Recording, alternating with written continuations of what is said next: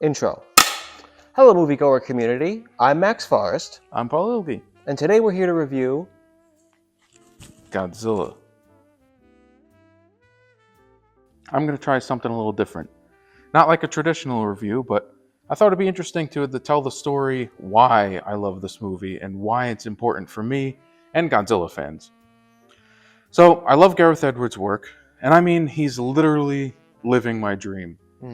He makes an original sci-fi indie film called Monsters, which is creative and gritty, and then an amazing entry in the Godzilla series, a cool Star Wars spin-off with Rogue One, another awesome original sci-fi thriller with the creator, and now he's doing Jurassic World Rebirth. Literally, 3 of my favorite franchises this guy has worked on. All that's left is for him to make a Power Rangers movie, and then he completes everything I ever loved as a kid. Anyway, so when Godzilla came out in 2014, I was 21 years old. And before that, the last Godzilla film was Final Wars from 2004. That was supposed to be the end of Godzilla. And I remember reading about it in the newspaper. And the only showing they had near me was somewhere in New York City. And of course, I was 11, so obviously my mom didn't let me go by myself. And I never got a chance to see it in theaters. I got it on DVD a bit later, but then that was it. I had all the Godzilla movies. I had a mix of like VHS and DVD. So then I went through and upgraded all the VHSs to DVDs and Blu-rays. But I was Godzilla starved. I don't know how many times I rewatched all of them with the English dubs and the subtitles back and forth. But then, sometime in 2007, 2008, a short video started circulating the internet. A clip from a movie called Always Sunset on 3rd Street 2, directed by Takashi Yamazaki, who would eventually direct Godzilla Minus One. But there's a quick dream sequence that features a fully CG photoreal Godzilla. And I was amazed. I was so excited. Does this mean we're getting a new Godzilla movie soon? Well, no. But that's when the rumors started. That's when the obsession started. I used the computer at school literally almost every day. I went on this website called Bill's Godzilla page or something stupid like that.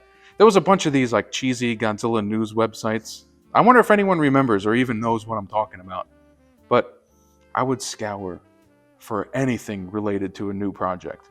And dude, I used to print out articles so I could reread them throughout the day and bring them home. But dude, it was bad. I was obsessed. So after years and years of searching, nothing. Until sometime in 2011, I think the first huge news hit. A new 3D Godzilla short film was coming in 2012? That's crazy. Well, it never got past development, but it was picked up by Legendary and the script was reworked. Then, in 2012, the first teaser from Comic-Con. I think I teared up when I saw it. The haunting music, the famous lines from Oppenheimer, "Now I am become death, the destroyer of worlds." The most perfect teaser I think I've ever seen. Still, to this day, that silhouette of Godzilla through the dust and smoke, man. And I didn't get my first computer until end of high school in 2011. So when all this news came out, I saved and downloaded everything onto my old computer. I got to see if I can find that stuff, because that would be a blast from the past. But anyway, in 2013, we started getting the real first trailers, and I was blown away. The marketing campaign was perfect, keeping his design a secret, the leaked interactive fan experiences from Comic-Con. Any tiny glimpse fueled the excitement so much. So, by the time you're 20, 21, 10 years is half your life. It feels like a long time. I waited half my life for this, a photorealistic, big-budget, real Godzilla.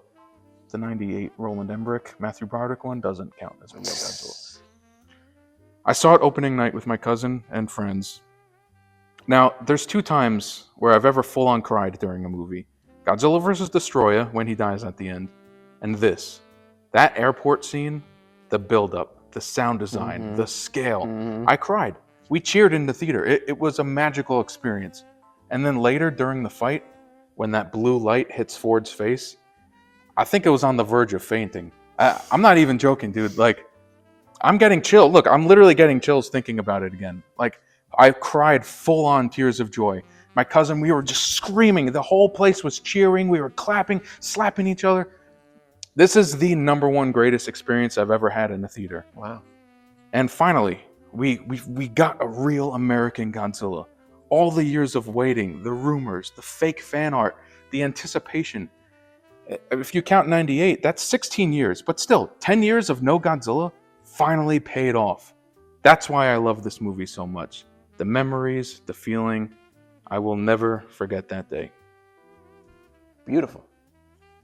So, Yes. that airport scene that you described, Yes. I remember being in the theater. I had a little Godzilla figurine, which is my favorite Godzilla. I think Godzilla 84. Oh, yeah. Yeah, that's the best. We used to say that my dog Bentley kind of looked like Godzilla when he went like this. It was That's cute. funny. Anyway, so I had my little figurine. I was, I don't know, 19, 18. And we go up. I think it's like a choir, right? Yeah. Oh.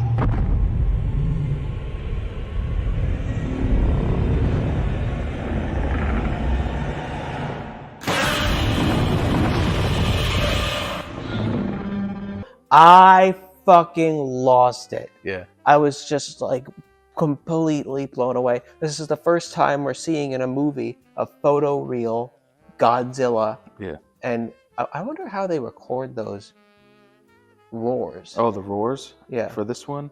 Do you know? I think they did a lot of the same techniques they did for the original.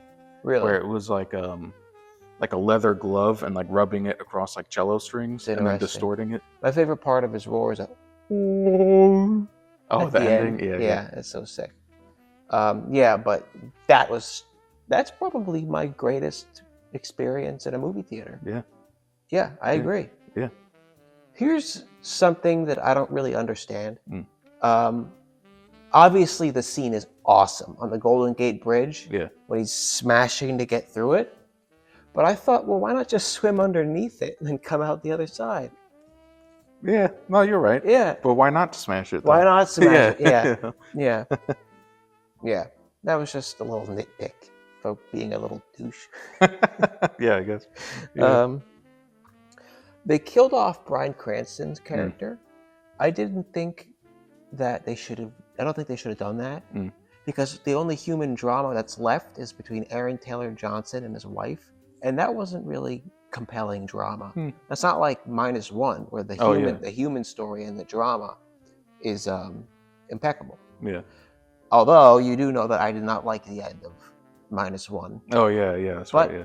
because he gets killed, and then you see him recuperating after being blown up. I'm pretty sure that music, bah, bah, bah, bah, bah, Yeah. bah, bah, yeah.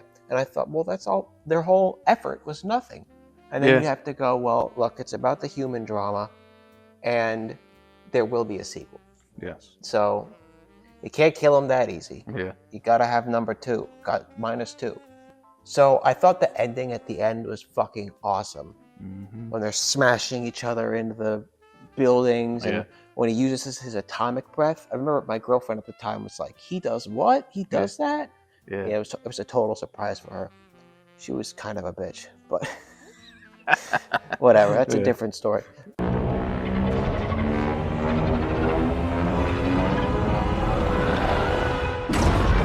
I remember my uncle, he didn't like the movie, and I was like, why? And he's like, because they didn't look like they got beat up at the end. Like, there were no scars and there were no wounds. I was like, I mean, the characters? yeah. Like, oh. The The monsters. monsters? Oh.